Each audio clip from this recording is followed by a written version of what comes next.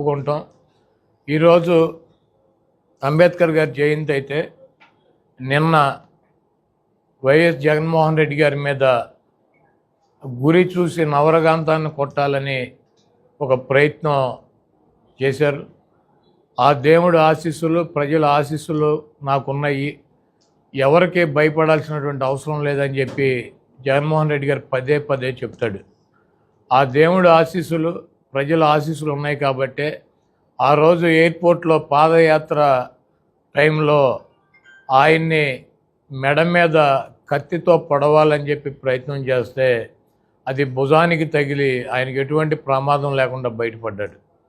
ఈరోజు ఒక రాయితో దాడి కాదు, అది దాన్ని చాలా పకడ్బందీగా ఒక వ్యూహం ప్రకారం గురి చూసి నవరగాంతాన్ని కొట్టాలని చెప్పి గుండుతో ప్రయత్నం చేశారు. అది ఒక అంగుళంన్నర పక్కకు జరిగి, ఆయన ఎందుకంటే కదులుతూ ఉంటాడు కాబట్టి వెహికల్ మీద పక్కకు జరిగి కన్ను మీద తగిలింది. ఈరోజు దాన్ని ఖండించాల్సినటువంటి పెద్దలు సంస్కారహీనంగా జగన్మోహన్ రెడ్డి గారు దాడి చేయించుకున్నారని చెప్పి చెప్పుకునేటువంటి పరిస్థితి.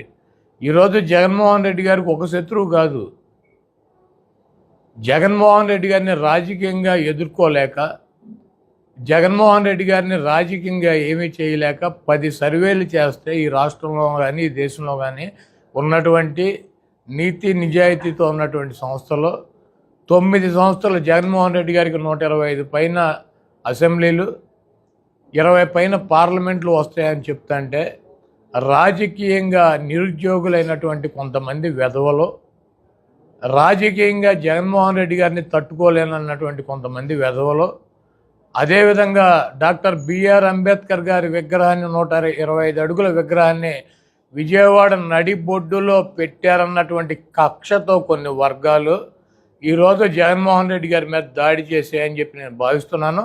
డెఫినెట్గా అంత దమ్ము ధైర్యం ఒక ముఖ్యమంత్రి మీద దాడి చేయాలి అంటే ఆ రకంగా ఒక ముఖ్యమంత్రి ప్రాణాలు తీయటానికి కూడా వెనకాడనటువంటి పరిస్థితి ఉందంటే దీని వెనక చాలామంది పెద్దలు ఉన్నారు. వాళ్ళు ఇచ్చినటువంటి ధైర్యం కావచ్చు, వాళ్ళు ఇచ్చినటువంటి సొమ్ము కావచ్చు, ఈరోజు జగన్మోహన్ రెడ్డి గారి మీద నిన్న దాడి జరిగిందని చెప్పి నేను భావిస్తున్నా.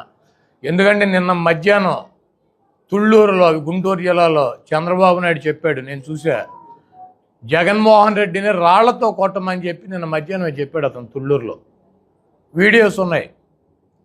జగన్మోహన్ రెడ్డిని రాళ్లతో కొట్టండి, దుర్మార్గుడు, సైకో, అతని మీద రాళ్లతో దాడి చేయండి అని చెప్పి నిన్న మధ్యాహ్నమే మరి చంద్రబాబు చెప్తే ఈ పచ్చ కుక్కలు, ఈ తెలుగు తమ్ముళ్ళు, కులాన్మాదంతో ముదిరిపోయినటువంటి పిచ్చి పరాకాష్ఠకు ఎక్కినటువంటి కొంతమంది వ్యక్తులు చంద్రబాబు మాటలు విని జగన్మోహన్ రెడ్డి గారిని చంపడానికి, అది ఒక రాయి ఇసిరితే వచ్చి అంత ఫోర్స్గా ఒకళ్ళకి తగిలి, పక్కన ఉన్నటువంటి ఎల్లంపల్లికి తగిలి, ఈయనకేమో నుదురు మీద చిట్లి, పక్కన ఉన్నటువంటి ఎల్లంపల్లికి కూడా అంత గాయం జరిగిందంటే అది ఎంత ఫోర్స్గా వచ్చింది. చేత్తో కొడితే ఈ రకమైనటువంటి కార్యక్రమం జరుగుతుందా? ఇంకోటి చెప్తున్నాడు, ఇందాక ఒక తెలుగుదేశం పార్టీ కుక్క ఒకడు వచ్చి చెబుతున్నాడు, ఏమని, జగన్మోహన్ రెడ్డి గారు అంటే కరెంటు తీయించేశాడంట. ఆయన 18 అడుగుల బస్సు మీద నిలబడి ఉన్నాడు, 18 అడుగుల బస్సు మీద నిలబడి ఉన్నాడు. ఆయన ఒక 6 అడుగులు హైట్ ఉంటాడు, అంటే 24 అడుగులు, 2 అడుగులు చెయ్యెత్తి చెయ్యూపుతున్నాడు, అంటే దాదాపు 30 అడుగుల పైన కరెంటు వైర్లు ఉండవు. కొన్ని వైర్లు కిందకు ఉంటాయి. ఒక ముఖ్యమంత్రి కానీ, ఒక ప్రధానమంత్రి కానీ ఒక ర్యాలీ పెట్టుకున్నప్పుడు పైన ఉన్నటువంటి కరెంటు తీగలు తగిలి ప్రమాదం జరుగుతుందని చెప్పి వాళ్ళు వెళ్ళేటువంటి రూట్లో కరెంటు తీసేస్తారు. ఇది ఆనవాయితీ.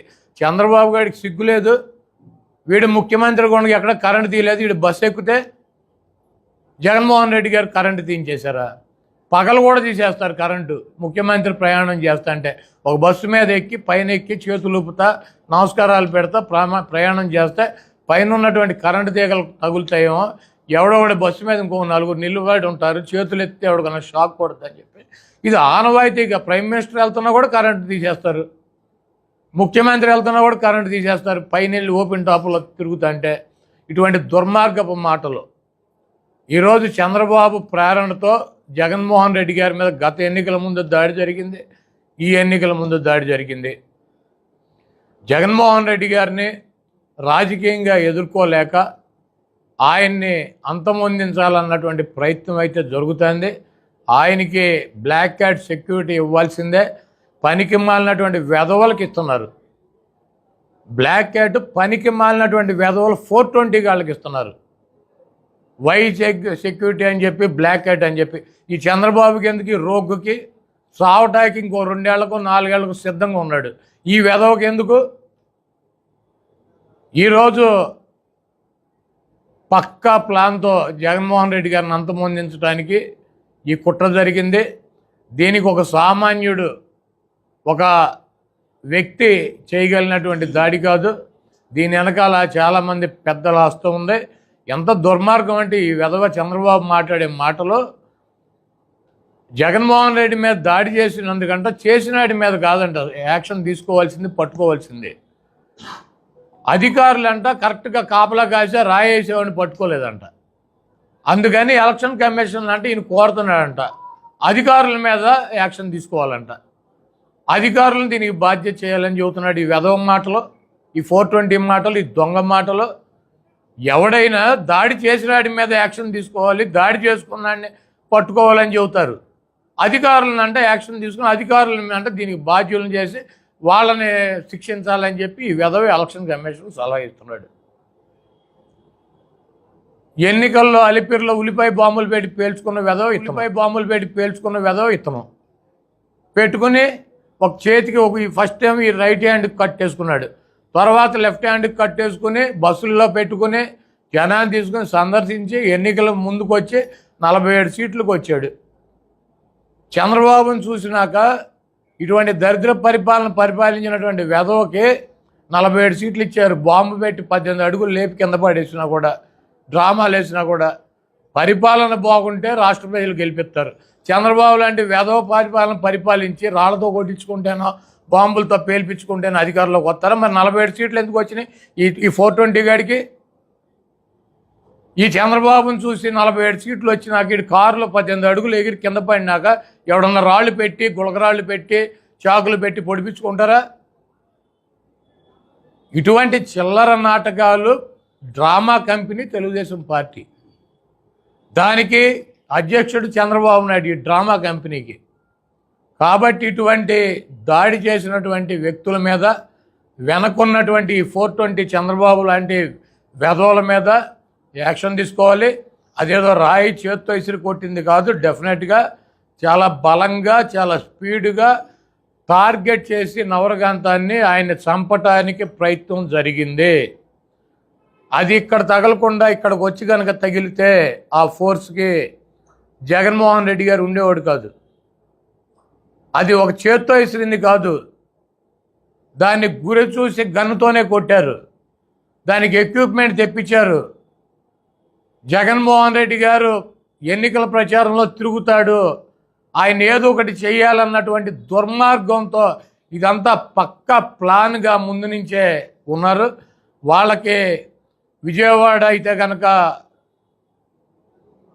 పట్టుకోలేరని చెప్పి, వాళ్ళకు సొంత స్థావరం లాంటి ప్లేస్ అని చెప్పి అక్కడ టార్గెట్ చేసి కొట్టారు.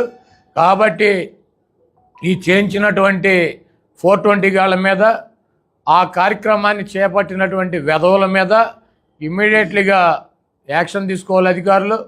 డెఫినెట్గా ఇటువంటి జరగకుండా ఖండించైనటువంటి, ఆయనకు బాగుండాలని చెప్పి కోరుకున్నటువంటి పెద్దలు నరేంద్ర మోడీ గారు కావచ్చు, లేకపోతే కేటీఆర్ గారు కావచ్చు, స్టాలిన్ గారు కావచ్చు, ఇటువంటి పెద్దలందరికీ కూడా వైఎస్ఆర్ కాంగ్రెస్ పార్టీ తరఫు నుంచి మేము కృతజ్ఞతలు తెలియజేస్తూ, నరేంద్ర మోడీ గారు ఈ దేశ ప్రధాని, ఆయన దాకా ఈ విషయం వెళ్ళింది కాబట్టి దీని మీద ప్రత్యేకంగా చర్యలు తీసుకోవడానికి ఒక బృందాన్ని ఏర్పాటు చేయాలి. జగన్మోహన్ రెడ్డి గారికి బ్లాక్ క్యాట్ సెక్యూరిటీ ఇవ్వాలి. జగన్మోహన్ రెడ్డి గారిని కాపాడాల్సినటువంటి అవసరం ఈ కేంద్ర ప్రభుత్వం మీద ఉంది.